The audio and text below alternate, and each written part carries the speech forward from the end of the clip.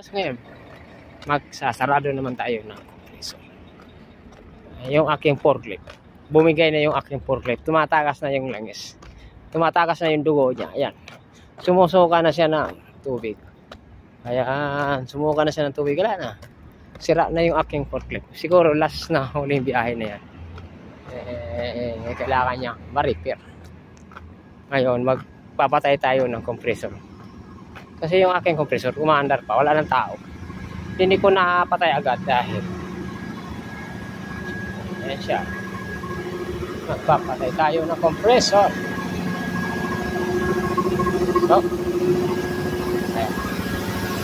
Ayan natin ha.